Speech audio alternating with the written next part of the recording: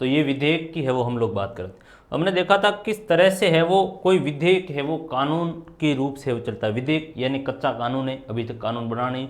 जो मंत्रिमंडल ने प्रारूप रखा, दोनों सदनों में गया, उसके प्रोसीजर को हमने देखा। अब कुछ है जो विधेयक के प्रकार देखेंगे, कौन कौन से प्रकार है। आप इस तरफ देख रहे हैं कि विधेयक के जो प्रकारों की हम लोग बात करेंगे, उसमें दो तरह के विधेयकों की मुख्यतः बात करेंगे।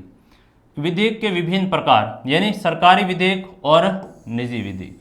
एक तो सरकारी विधेयक और दूसरा कौन सा है, निजी विधेयक। सरकारी विधेयक कौन सा, किसी मंत्री ने प्रस्तुत किया, मैंने बताया था मंत्री ने प्रस्तुत किया।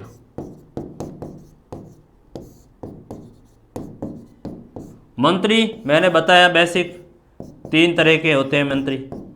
एक कैबिनेट मंत्री, जैसे आप में से कोई व्यक्ति है वो लोकसभा का सांसद बना और फिर वह आगे जाकर मंत्री बन गया, कोई रक्षा मंत्री बना, कोई गृह मंत्री बना, कोई विदेश मंत्री बना, तो आप लोग मंत्री बन गए, ठीक है। तो ये मंत्री जो है, इन मंत्रियों में से किसी ने भी रखा है तो वो सरकारी विधेयक। निजी विधेयक, जैसे आप लोकसभा के सांसद हैं या राज्यसभा के सांसद हैं, आप मंत्री नहीं है, आप सांसद हैं और आपने बिल रखा, तो क्या है, निजी, यानी इसको प्राइवेट बिल है वो कहा जाता है। क्या कहा जाता है, प्राइवेट बिल कहा जाता है, ठीक है। दूसरा जो बात आएगी, एक तो गैर वित्त विधेयक है और दूसरा है वो वित्त विधेयक है। यह तो प्रस्तुतिकरण के आधार पर, प्रस्तुतिकरण यानी प्रस्तुत करने वाला कौन, और ये क्या है, ये प्रकृति के आधार पर। किसके आधार पर, प्रकृति के आधार पर। प्रकृति यानी उस विधेयक का नेचर कैसा है, वह विधेयक धन पैसों से संबंधित है या जो गैर वित्त है, नॉन फाइनेंशियल, फाइनेंशियल या नॉन फाइनेंशियल, उसके आधार पर। तो 2 प्रकार के होते हैं, एक तो वित्त विधेयक होता है और दूसरा गैर वित्त विधेयक होता है। तो उसमें जो गैर वित्त विधेयक, उसके भी 2 प्रकार है। गैर वित्त विधेयक, फाइनेंशियल वित्त विधेयक, धन विधेयक, वो तो एक हो गया, लेकिन गैर वित्त विधेयक के 2 भेद है। एक सामान्य वित्त विधेयक है, जनरल, कोई जैसे राज्य का पुनर्गठन करना है, कोई नागरिकता बिल लेकर आए, कोई शिक्षा का बिल है वो लेकर आए, कोई स्वास्थ्य का बिल लेकर आए, तो वह हमारे सामान्य है वो विधेयक हो जाएगा, जनरल, ठीक है। दूसरा कॉन्स्टिट्यूशन जो बिल है, यानी संविधान में कोई संशोधन किया जा रहा है, कोई प्रावधान है उसको बदलने का काम है वो किया जा रहा है, कॉन्स्टिट्यूशन में बदला जा रहा है। जैसे कि आपका मूल अधिकार है शिक्षा का, ठीक है, आर्टिकल 21 में है वो दिया गया है, अब उसको बदला जा रहा है कि ये मूल अधिकार नहीं रहेगा, तो ऐसी स्थिति में क्या हुआ, वो संविधान में संशोधन करने का काम हुआ।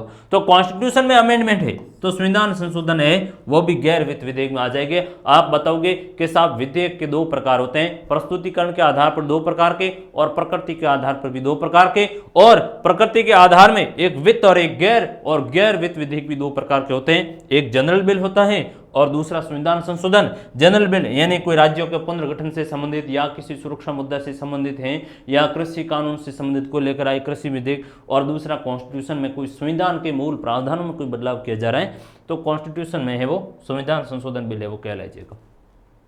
एक प्रक्रिया बताई गई धन विधेयक के संबंध में। संविधान का आर्टिकल 108 में कहा गया है कि धन विधेयकों के संबंध में विशेष प्रक्रिया, धन विधेयक राज्यसभा में पेश नहीं किया जाएगा। यानी धन विधेयक को संबंध में विशेष प्रक्रिया, फर्स्ट धन विधेयक है वो राज्यसभा में पेश नहीं किया जाएगा, तो फिर कहां किया जाएगा, धन विधेयक हमेशा है वो लोकसभा में पेश किया जाएगा। कहां पर पेश किया जाएगा, लोकसभा में। तो राज्यसभा क्या कर सकती है, तो आप कहोगे कि सर राज्यसभा कुछ भी नहीं कर सकती, ज्यादा से ज्यादा हद तक है तो राज्यसभा उसको 14 दिन रोकेगी, उससे ज्यादा राज्यसभा कुछ भी नहीं करेगी। 14 दिन तक आप उसके ऊपर रोक कर सकते हैं। उसके बाद में यदि आपने बिल पास नहीं किया तो भी बिल आपका पास आउट है वो माना जाएगा, ठीक है। ये एक सामान्य स्थिति होती है, यानी धन विधेयक के ऊपर है और राज्यसभा को कोई पावर नहीं है, राज्यसभा को उसको पास ही करना ही पड़ता है, क्योंकि राज्यसभा राज्यों का प्रतिनिधित्व करती है, जनता का प्रतिनिधित्व नहीं करती है, जनता की लोकसभा करती है। और लोकसभा जहां किसका बहुमत है, लोकसभा में आप कहोगे सरकार का बहुमत, किसका है, सरकार का है वो बहुमत है। ऐसी स्थिति में ये बात महत्वपूर्ण हो जाती है कि सरकार का बहुमत है तो सरकार को पावर देना चाहिए धन विधेयक के संबंध में। इसमें जो बजट वाला सारा ही मसला है वो इसके तहत ही आता है। एक आर्टिकल आपका पर्टिकुलर ये है वो दिया हुआ। अब हम बात को थोड़ी और आगे बढ़ेंगे कि जो संसद है वो कार्यपालिका को कैसे है वो नियंत्रित करती है, पार्लियामेंट है वो एग्जीक्यूटिव को कैसे कंट्रोल करती है, उसके ऊपर है वो बात करेंगे। जैसे आप बात है वो पुनः इस मुद्दे के ऊपर आइए वापस, संसद बार बार शब्द आ रहा है, संसद 2 सदन है हमारे, एक लोकसभा है, एक राज्यसभा है। ठीक है, लोकसभा और राज्यसभा ये संसद के दो सदन है। ठीक, अब कार्यपालिका कौन है? कार्यपालिका कौन है? सरकार है। तो कार्यपालिका का बहुमत कहां पर है? लोकसभा में। तो कार्यपालिका कहां है? लोकसभा में है वो। कार्यपालिका मतलब सरकार, कार्यपालिका मतलब क्या हुआ? सरकार की बात करें, जैसे मोदी सरकार, जैसे हम देख लें प्रधानमंत्री मोदी के नेतृत्व में, मोदी जी के नेतृत्व में जो सरकार है, ठीक है, तो वह सरकार कहाँ है? प्रधानमंत्री मोदी जी के नेतृत्व में जो सरकार है उसका बहुमत कहां पर है? लोकसभा में। तो कार्यपालिका शक्ति है। ठीक है, सरकार, प्रधानमंत्री, मंत्रिपरिषद और राष्ट्रपति ये कार्यपालिका में आते हैं। पिछले टॉपिक को आप देखना अच्छी तरह से। तो यहां पर हम बात करेंगे कि संसद है यानी पार्लियामेंट किस तरह से नियंत्रण रखेगी। तो ये दोनों ही मिलकर है वो सरकार के ऊपर है वो दबाव रखेगी। संसद, लोकसभा, राज्यसभा, और सरकार को बहुमत कहां है? लोकसभा में। ठीक है, तो ऐसी स्थिति में पूरी लोकसभा के सदस्य तो सरकार में शामिल नहीं है, विपक्ष के भी तो सदस्य हैं। तो ये सदस्य क्या करेंगे? सरकार के ऊपर कंट्रोल करेंगे। ऐसी सरकार, कई बार क्या होता है कि सरकार बहुमत वाली सरकार होती है, तानाशाही खड़ी कर देती है, कई बार है वो काम करती भी नहीं है सरकार, या कोई विधेयक बनाने में, कोई कानून पारित करवाने में मनमानी का काम करती है। तो ऐसी स्थिति में हमारी जो व्यवस्था है, कॉन्स्टिट्यूशन ने है वो पार्लियामेंट को इस तरह से पावर दिए, पार्लियामेंट को शक्तियां दी, संसद को शक्ति दी कि आप सरकार के ऊपर कंट्रोल करो, नहीं तो सरकार है वो तानाशाही खड़ी कर देगी, सरकार है वो जनमत के हितों की अवहेलना करेगी। तो उसके लिए भी कुछ तरीके इजाद किए गए हैं कि साहब संसद में क्या होगी? विस्तृत रूप से बहस होगी। क्या होगी?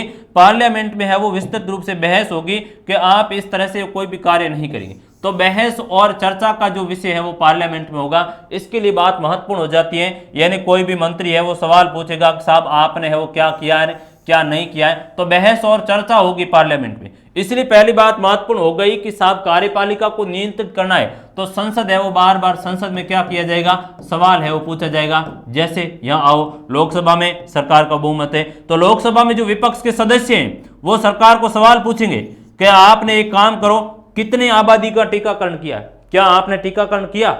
आप है वो किस तरह से है वो स्वास्थ्य सुविधाओं में किस तरह का खिलवाड़ किया? आपने है वो किस तरह का कार्य किया? देश के विकास हेतु आपकी क्या योजना है? उस तरह से उनको बार बार है वो सवाल पूछे जाएंगे, बहस की जाएगी किसी मुद्दे के ऊपर है, आप है वो काम नहीं कर रहे अच्छे तरह से, इस तरह की, तो वो बात बहस का जो सबसे बड़ा मंच है वो पार्लियामेंट है, और बहस और चर्चा होगी निरंतर रूप से। सरकार भी कहेगी कि एक काम करो भाई, आप सभी लोग हमें सुझाव दो, हम चर्चा करते हैं बैठकर हमें किस तरह से काम करना चाहिए। इसलिए पहली बात आई कि साहब संसद बहस और चर्चा का काम करती है, इसलिए ये एक तरह से है वो कार्यपालिका नियंत्रण का तरीका है। दूसरा तरीका है कि कानूनों को स्वीकृति और अस्वीकृति की है वो बात की गई, यानी कानूनों को किस तरह से स्वीकार किया जाए या अस्वीकार किया जाए। जैसे कि कोई बिल लेकर आए, सरकार का बहुमत कहां है? लोकसभा में, मैंने बार बार बात की, और कोई बिल कानून बना है, कोई विधेयक है, तो वह दोनों से पास होगा और राष्ट्रपति के पास में जाएगा तो ही जाकर है वो कानून बनेगा, अन्यथा बनेगा नहीं। ऐसी स्थिति में यदि सरकार मनमानी करती है, सरकार सभी को साथ में लेकर नहीं चलती, तो संसद के पास में ये पावर है कि उसको बिल है वो लोकसभा से माना कि आपका बहुमत है पास करवा लो, लेकिन राज्यसभा में कहां जाओगे? पास नहीं करेंगे, फिर क्या करोगे? यानी आपका बिल है वो रद्द हो जाएगा, आप पास नहीं कर पाओगे क्योंकि राज्यसभा को आपने विश्वास में लिया नहीं।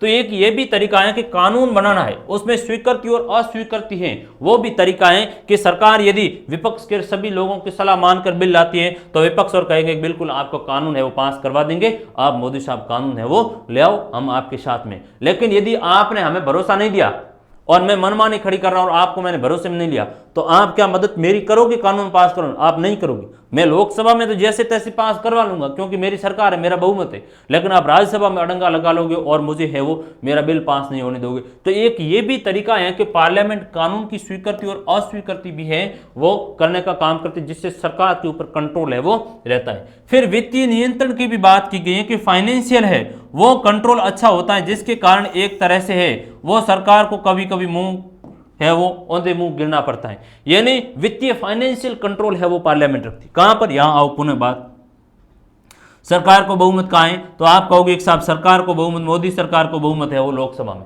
क्यों? क्योंकि प्रधानमंत्री लोकसभा में बहुमत दल का नेता होता है, जिसका लोकसभा में बहुमत होगा वो सरकार है वो बनाएगा। ठीक बात है। अब सरकार को तो है वो यहां पर है, और बजट है वो आपको पास करवाना है, वित्तीय मामला है, कोई बजट है या कोई आपको टैक्स लगवाना है ठीक है, तो उस हेतु आपको क्या करना पड़ेगा, लोकसभा से वो पास करवाना पड़ेगा। और लोकसभा में आपको पता है कि सारे के सारे सदस्य तो सरकार के हैं नहीं, क्योंकि मैंने आपको बताया कितने सदस्य हैं, 543 सदस्य चुने हुए हैं, 2 और है वो है, यानी 545 में से 543 मानो, तो 543 के 43 मोदी सरकार के थोड़े सदस्य हैं। इस बार आप देखोगे तो बीजेपी के जो सदस्य हैं, मोदी जी बीजेपी के, उनके 303 सीटें हैं वो मिली हैं, अध्यक्ष को भी मिलाकर है वो काफी हो जाती है, लेकिन पूर्ण सारे के सारे सदस्य नहीं, तो विपक्ष के भी हैं, अलग अलग पार्टियों के, वे उनके ऊपर दबाव डालेंगे और कहेंगे कि साहब नहीं, आपको इतना बजट नहीं दिया जा सकता, आप है वो इस तरह के पैसे है वो क्यों खर्च कर रहे हो, या आप जो पैसे खर्च कर रहे हो वो ज्यादा है, इस पर बजट है वो हम कम देंगे।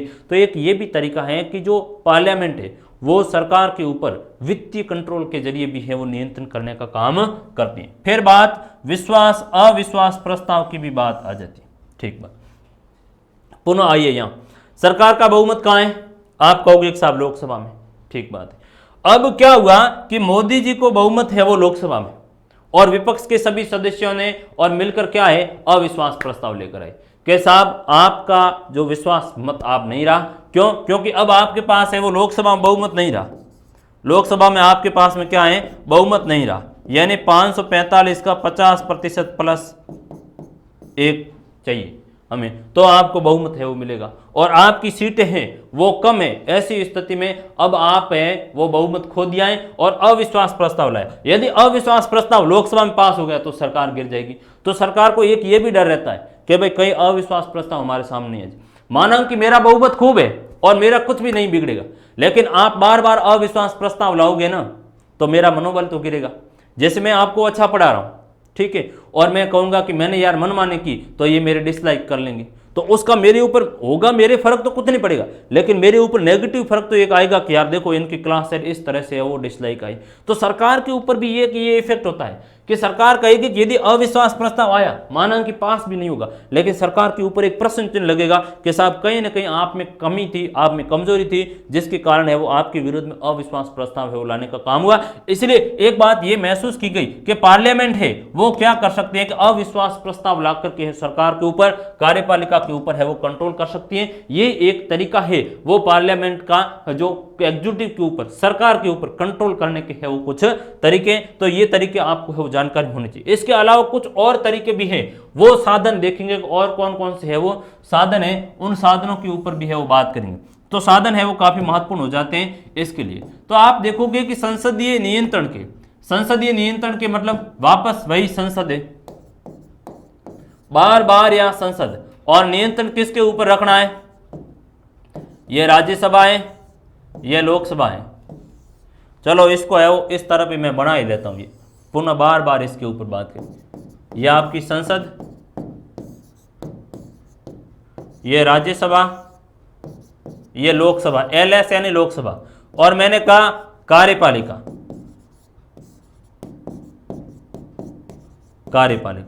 कार्यपालिका मीन्स सरकार। सरकार कौन सी, माना कि हम मोदी जी की सरकार का बात कर रहे हैं, केंद्रीय सरकार की है वो बात कर रहे हैं, ठीक। इस मोदी जी की सरकार का बहुमत कहां पर है ये बताओ मुझे।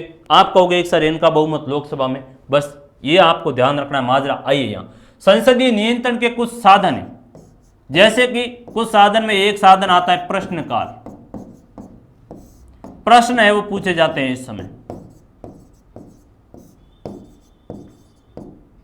प्रश्न है वो पूछे जाते हैं। एक आता है शून्यकाल,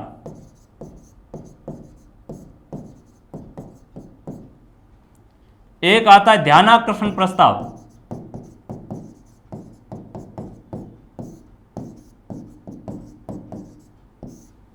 एक आता है आधे घंटे की चर्चा,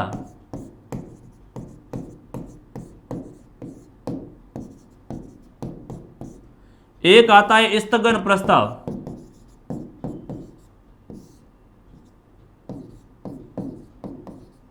ये तरीके, ये साधन है, ये उपकरण है, ये है वो इंस्ट्रूमेंट है हमारे पास, किसके लिए, ये सरकार, संसद है वो सरकार के ऊपर कंट्रोल कर देंगे। संसदीय नियंत्रण है, यानी एक तरह से आप कहोगे कि संसद के वापस वही बात को ले रहा हूं, कार्यपालिका या मैं कर देता हूं सरकार पर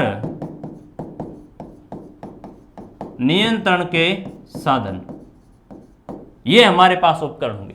अब होता क्या है कि आप देखोगे कि हमारी संसद की कार्रवाई है वो शुरू होती है, सदन की कार्रवाई है वो शुरू होती है, जैसे कि संसद का सत्र है वो शुरू हो गया, आज संसद का सत्र शुरू हो गया।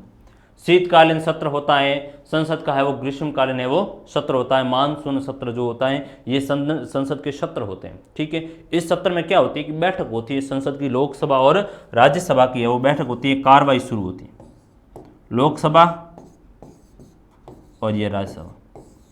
अब जो ये संसद शुरू हुई तो इस समय का जो दौर होता है वो प्रश्न काल की है वो चर्चा होती है। तकरीबन 11 बजे का जो पार्लियामेंट शुरू हुई और उस समय प्रश्न पूछे जाएंगे। जैसे मैं मंत्री हूं, मैं शिक्षा मंत्री हूं, ठीक है, शिक्षा मंत्री भारत सरकार, और उस समय आप कुछ मुद्दा लेकर आए कि महोदय शिक्षा मंत्री जी से मेरा आग्रह है कि शिक्षा मंत्री जी ये बताएं कि इस पीरियड में बच्चों की पढ़ाई हेतु है वो क्या प्रयत्न किया गया, क्या आपने कोई ऑनलाइन प्लेटफॉर्म जैसा कोई कार्य किया है, और यदि किया है तो आपने किस तरह की है वो व्यवस्था की। तो ये प्रश्न काल का दौर होता है। इस समय है वो कुछ तारांकित प्रश्न पूछे जाते हैं, अतारांकित प्रश्न पूछे जाते हैं। अब ये आपने है वो सवाल मुझे दे दिए। अब पीठासीन अधिकारी बैठा है लोकसभा के स्पीकर, और वे लोकसभा के स्पीकर है वो कहेंगे मुझे कि साहब शिक्षा मंत्री जी आप है वो इनके सवालों के जवाब दीजिए कि इन्होंने है वो सवाल पूछा है आपसे। मैं मंत्री हूँ, शिक्षा मंत्री, आप एक सांसद है, आप है विपक्ष के सदस्य हैं, आप भी है कोई मंत्री हो सकते हैं, आप बीजेपी के पार्टी के भी हो सकते हैं, नो डाउट, उसमें कोई दिक्कत नहीं, आप संसद के सदस्य होने चाहिए। ठीक है, तो आपने वो पूछा, मैं लोकसभा में हूं तो लोकसभा में आप मुझे सवाल है वो पूछोगे, और यदि आप राज्यसभा में पूछते हैं तो भी मैं आपको सवाल जवाब देने के लिए प्रतिबद्ध हूं कि राज्यसभा में आऊँगा। आप कहेंगे कि साहब राज्यसभा के कुछ सदस्य आपसे ये सवाल पूछना चाहता है, मैं आऊँगा। तो मुझे पूछा गया कि साहब आपने क्या क्या काम किया। मैं कहूँगा कि देखिए ऐसी बात है, माननीय सदस्यों ने जो सवाल पूछा गया है उस सवाल का मैं जवाब दूंगा कि हमने है वो इस कोविड के दौर में बच्चों की पढ़ाई अच्छी तरह से चले उस सिलसिले में हमने ऑनलाइन पोर्टल का काम है वो शुरू किया है, और ऑनलाइन जो पोर्टल के ऊपर है वो हम बच्चों को सारी क्लासें हैं वो फ्री कॉस्ट है वो करवाएंगे। और हमने ऐसा इंफ्रास्ट्रक्चर भी किया है, सभी राज्यों की जो शिक्षा मंत्रियों से भी मेरी बात हुई है और सभी बोर्ड से भी है वो पर्टिकुलर मेरी बात हुई है, उनको हमने एक फ्रेमवर्क है वो मांगा, उनसे सुझाव मांगा है कि भाई किस तरह से आप काम है वो करना चाहते हैं, और उसका दायरा तय किया गया है। और पर्टिकुलर हमने कहा है कि स्कूल है वो सभी अपने बच्चों से है वो डायरेक्ट है वो कन्वेंस करेगी, उनको क्लासें भेजेगी, उनसे है वो कॉपी चेक करने हेतु अध्यापक है वो घर घर जाएंगे, और इस तरह का है वो एक ढांचा हम विकसित कर रहे हैं। तो हमारी कोशिश रहेगी कि बच्चों की पढ़ाई है वो बाधित नहीं हो। तो ये प्रश्न काल के दौरान है वो पूछा गया, कोई भी सदस्य पूछा जा सकता है, इसलिए मुझे काम करना पड़ेगा। आप में से कोई भी सदस्य खड़ा होकर पूछेगा आपने क्या किया, तो मुझे है वहां पर जवाब देना पड़ेगा। एक शून्य काल का दौर आता है, उस समय कोई भी मुद्दा है वो पार्लियामेंट में उठाया जाता है, कोई महत्वपूर्ण प्रस्ताव आता है तो उसके ऊपर आप है वो एक तरीका ये भी है कि आप उनसे सवाल पूछो। ध्यानाकर्षण प्रस्ताव लाया जाता है, कोई ऐसा है वो कोई मुद्दा आ गया और ऐसी स्थिति में आपके ध्यान में लाया, मेरी है वो नजर में नहीं था और आप लेकर आए कि मंत्री जी आप वो क्या कर रहे हो, शिक्षा के लिए है वो इस तरह से एक बड़ा घटनाक्रम हो रहा है, आपने जो ऑनलाइन पोर्टल का सुझाव दिया था लेकिन ऑनलाइन पोर्टल पर अच्छी तरह से काम भी नहीं हो रहा और उसमें बड़ी धांधली हुई है। तो ध्यानाकर्षण प्रस्ताव के जरिए भी है वो एक तरह से कंट्रोल हमारा रहता है। एक आता है स्थगन प्रस्ताव। अब मेरे क्या हुआ है कि सदन अभी शुरू हुआ है, 11 बजे 12 बजे हैं, अभी 11-12 बजे का समय है, पार्लियामेंट चल रहा है और अभी कौन है, विपक्ष के सदस्य स्थगन प्रस्ताव लेकर आए कि काम है वो रोको, स्थगन प्रस्ताव लेकर आए।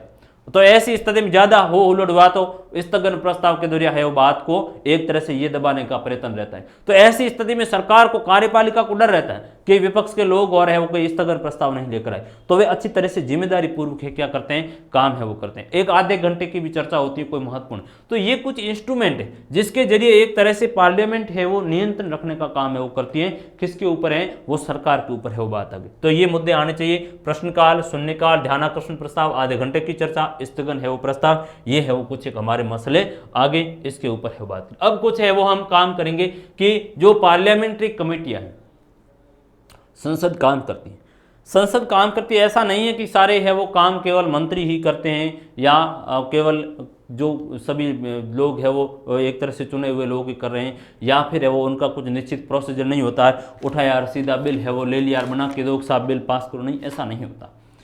पार्लियामेंट है और पार्लियामेंट प्रोसीजर से काम करती है। संसद है वो क्या कर रही है, एक निश्चित प्रक्रिया के दायरे से काम करती है, तो प्रोसीजर होता है और काम करने के लिए कमेटियां होती है। वे कमेटियां है वो काम करती हैं, उनको काम दिया गया कि साहब एक बिल है, इस बिल की आप ड्राफ्टिंग है वो तय कीजिए, तो बिल की है वो पार्लियामेंट्री कमेटी के पास भेजा, वह उसकी ड्राफ्टिंग है वो बनाकर हमें देगी और फिर है वो हमें सुझाव प्रेषित करेगी कि इसमें ये प्रोविजन करो, इसमें ये प्रोविजन मत करो।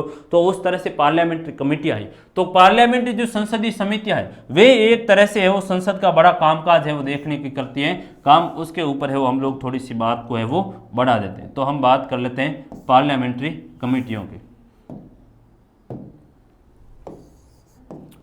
अरे ऐसे संसदीय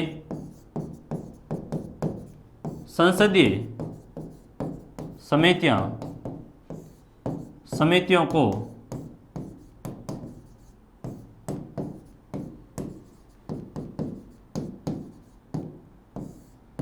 लघु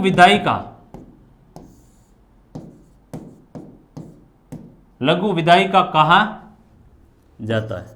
एक बात क्यों, क्योंकि कानून निर्माण की प्रक्रिया में जिस तरह से जो विधायिका मतलब वही हमारी जो संसद है क्या करती है, कानून निर्माण का काम करती है, ठीक है, बड़े पैमाने के ऊपर ये करती है। लेकिन लघु विधायिका इसलिए संसदीय समितियों को कहा गया है कि जो सूक्ष्म कार्य होता है, महत्वपूर्ण कार्य होता है, वे ये लघु समितियां, ये जो पार्लियामेंट्री कमेटियां ये करती हैं और उसके बाद में है वो संसद काम को आगे बढ़ाने आगे है वो पारित करती है। सारा ही काम मोटे तौर से ये पार्लियामेंट्री कमेटियां है वो करती है। तो हम कहेंगे कि संसदीय समितियों को लघु विधायिका कहा जाता है और कहेंगे कि संसदीय समितियां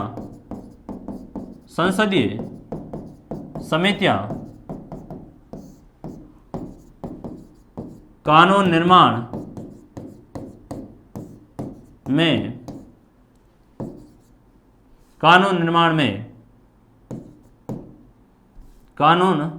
निर्माण की प्रक्रिया में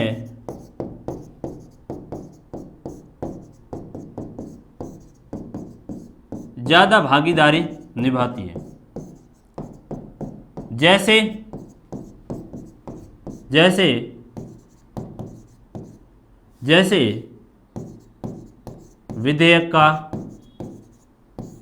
विधेयक का क्या करना, प्रारूप बनाना, विधेयक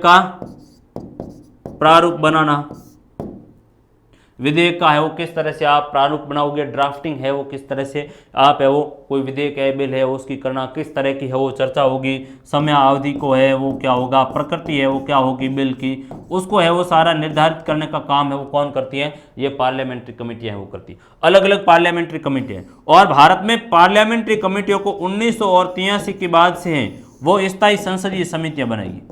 स्थायी संसदीय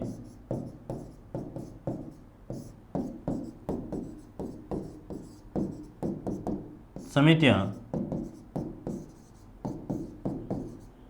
बनाई गई जो एक तरह से हर कार्य के ऊपर नियंत्रण रखती है। जैसे आप देखोगे कि लोकसभा की है वो कुछ अलग अलग समितियां बनाई हुई है जिसमें लोकसभा का जो अध्यक्ष है वो सदस्य जो कमेटी है वो बनाता है कि ये कमेटी इस तरह का है वो काम करेगी। अलग अलग कमेटियां हैं वो काम करती है। विशेषाधिकार समितियां होती हैं, प्राक्कलन है वो समितियां होती हैं, जॉइंट समितियां हैं वो होती हैं। लोकसभा की अलग समिति होती है, राज्यसभा की अलग होती है, दोनों की मिलीजुली है वो कुछ समितियां होती है। ये तो कमेटियां मिलकर है वो क्या करती हैं कि काम है वो करती है। जैसे हम कहेंगे कि लोक लेखा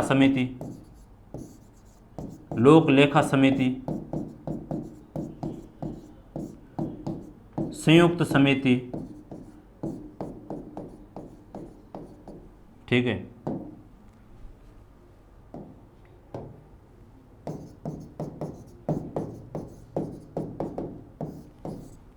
कौन सी है? लोक लेखा समिति,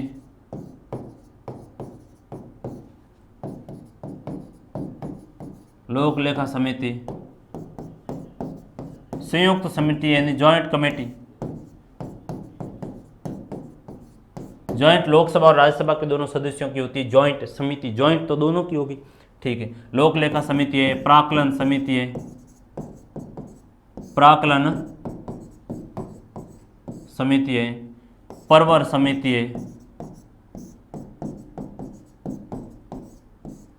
ऐसी बहुत सी अलग अलग कमेटियां हैं, वो काम करती हैं। रक्षा के लिए अलग है, वो काम करती हैं। बजट ऑडिटिंग के लिए है, वो अलग अलग कमेटियां। पर्टिकुलर है, वो मंत्रालय की है, वो कमेटियां काम करती हैं। तो ये एक तरह से है वो विशेषज्ञ लोग होते हैं इसमें, जो सारे मामले की जांच है वो सूक्ष्म दृष्टि से करती हैं। तो इनकी है वो कानून निर्माण में क्या होती है, बड़ी है वो भूमिका निर्माण में है वो भूमिका होती है। तो कानून निर्माण में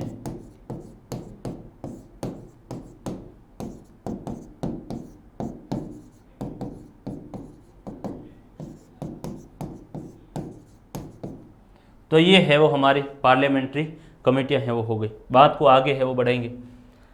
इसमें है वो एनवी गाडगिल की है वो बात की गई है कि जहां तक विधायिका की प्रकृति का सवाल है तो उस पर कुछ बाध्यताएं हैं वो अवश्य है। यानी इसमें एनवी गाडगिल ने वो एक बात कही थी कि जहां तक जो विधायिका की प्रकृति की वो बात की जाए, तो जहां तक है इन्होंने कहा कि विधायिका की जो प्रकृति का सवाल है तो उस पर कुछ प्रतिक्रियाएं हैं वो देखी जा सकती हैं, और विधायिका पर कोई भी बाध्यता है वो नहीं है।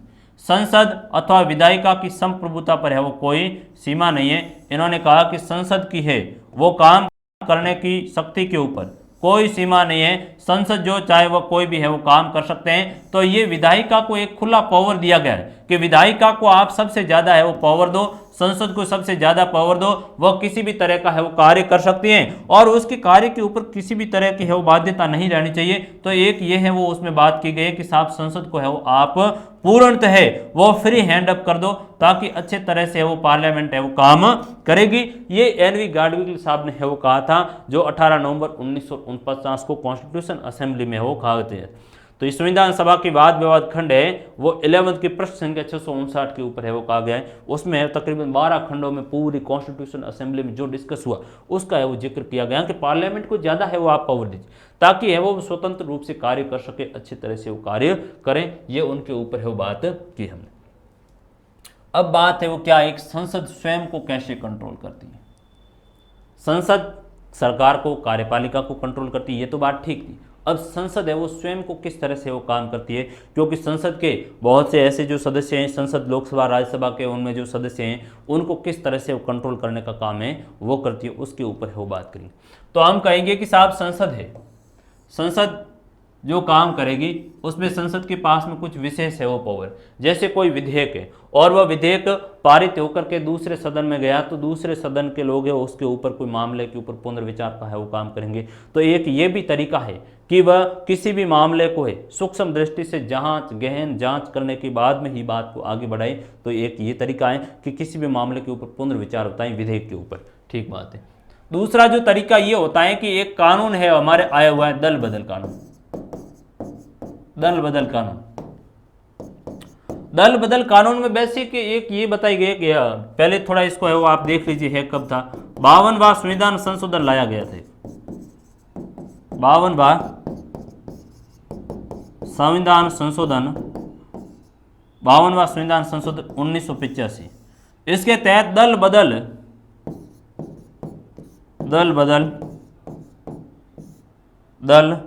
बदल निरोध